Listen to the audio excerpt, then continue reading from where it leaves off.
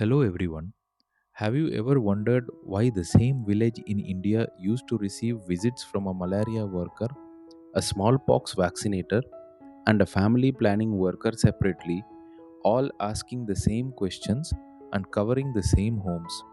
Today we are going to understand the Kartar Singh Committee, the report that ended this confusion and gave India the integrated rural health system we still use today. Let us begin with the problem this committee was formed to solve. By the early 1970s, India's health infrastructure had grown through independently funded and vertically managed disease control programs. Separate field workers for malaria, smallpox, tuberculosis, leprosy, and family planning operated independently within the same communities.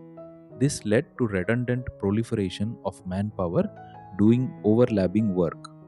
Villagers were overwhelmed and confused by multiple single purpose workers making identical logistical inquiries at their doorstep. Even worse, these workers lacked basic medical supplies to treat minor ailments, which severely damaged their credibility and community trust. This chaos of uncoordinated vertical silos set the stage for reform. To fix this, the Executive Committee of the Central Family Planning Council gave the Kartar Singh Committee, chaired by Shri Kartar Singh, a clear mandate. The objective was to pool personnel and decrease worker coverage areas, making rural healthcare more economical and effective. The committee was tasked with three things. First, to examine the existing structure and design an integrated service model at the peripheral and supervisory levels. Second, to assess the feasibility of transitioning from single purpose to multi-purpose or bi-purpose workers. And third, to determine the training requirements needed to rapidly reskill the existing workforce. The committee realized that simply merging job titles was not enough. True integration required change at three levels, which we can call the three pillars of service integration.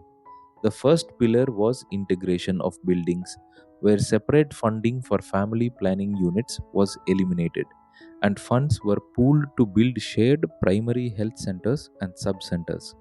The second pillar was integration of drugs and equipment, where procurement funds were merged and every multipurpose worker was provided with simple medicines up to rupees 2000 per annum per subcenter to link preventive outreach with immediate curative trust.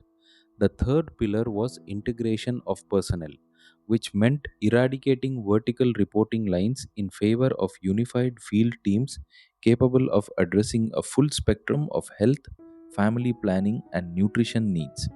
This integration meant consolidating the peripheral cadre itself. Before 1973, there were separate roles such as basic health workers, malaria surveillance workers, and vaccinators. These were merged into a single post called Health Worker Male or MPWM. Similarly, auxiliary nurse midwives, known as ANMs, became Health Worker Female or MPWF. At the supervisory level, lady health visitors became health supervisor female, and sanitary and malaria inspectors became health supervisor male. An important standard was set here that two-thirds of the higher cadre supervisor posts were explicitly reserved for promotion from the health worker ranks to ensure a proper career progression pathway. The committee also engineered a highly structured geographic blueprint for coverage. A primary health center or PHC was designed to serve 1 per 50,000 population, staffed by at least 2 doctors including one female doctor. Below this, a subcenter was designed to serve a smaller population of 3,000 to 3,500 people. Each subcenter was meant to be staffed by a pair team of one health worker male and one health worker female, ensuring workers were embedded directly within walking distance of the communities they served. However, the reality on the ground required some compromise. While male workers were abundant enough to cover 6,000 to 7,000 people each, there was a severe shortage of female ANMs. This forced an interim solution where one female worker had to cover 10,000 to 12,000 people. To manage this workload, her area was divided into two zones: the intensive zone, an inner radius covering 3,000 to 4,000 people within a 5-kilometer radius, where she assumed full active responsibility for maternal and child health and family planning services, and the twilight zone, an outer radius covering the remaining population, where she provided services only upon request, heavily supported by trained local days or traditional birth attendants. Transforming these vertical workers into integrated practitioners required a serious retraining apparatus. The committee mandated the creation of a dedicated training division under the Ministry of Health and Family Planning to centralize and standardize all curricula. This retraining happened in three phases. Phase 1 was orientation, lasting 1 to 2 weeks, focused on the initial unlearning of vertical habits and introduction to multipurpose integration. Phase 2 was intensive training, lasting 6 to 8 weeks, involving cross skilling, where malaria workers learned basic public health and ANMs learned disease surveillance. Phase 3 was supervisor training, an additional 2 weeks of management training specifically for the male and female health supervisors. Alongside retraining the workforce, the committee also unified the administrative hierarchy. At the state level, everything was brought under a single director of medical and health services.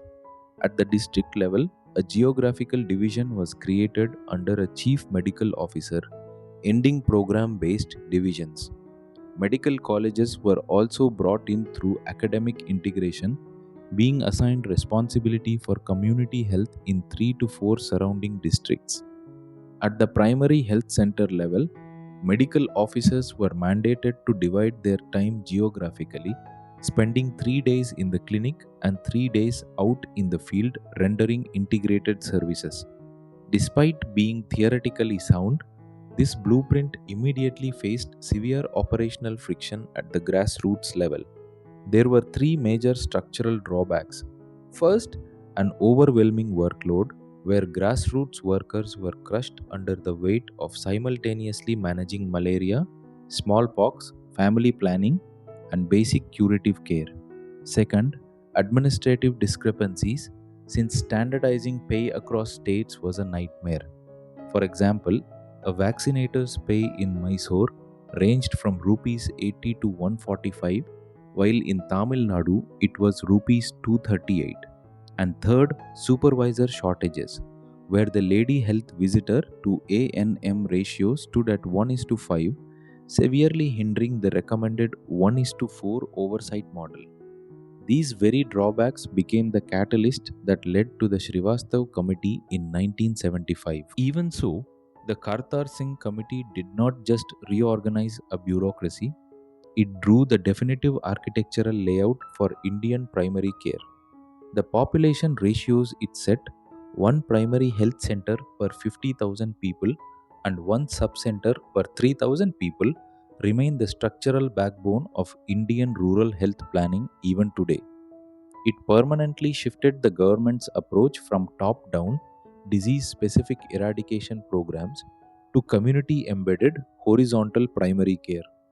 Today's frontline network of ASHA workers and ANMs operates directly on the operational foundation synthesized by this committee back in 1973. To summarize the core legacy of the committee, remember the word MPWKART, multipurpose workers, meaning the amalgamation of vertical cadres. Population ratios: 1 PHC per 50,000, 1 subcenter per 3,000. Workforce supervision, with paired male and female workers under dedicated supervisors. Kits of medicines, the rupees 2000 allowance for grassroots curative trust. Administrative integration, a unified chain of command under chief medical officers. Reduced jurisdictions, bringing healthcare within a 5-kilometer radius. Training division, the centralized apparatus for retraining. Aligned qualifications, standardized matriculation requirements for future entrants. And rolled out in phases. starting where malaria control was already in its maintenance phase. Hope you have understood about the Kartar Singh Committee. If you found this video useful, please like and share with your friends and colleagues. Thank you.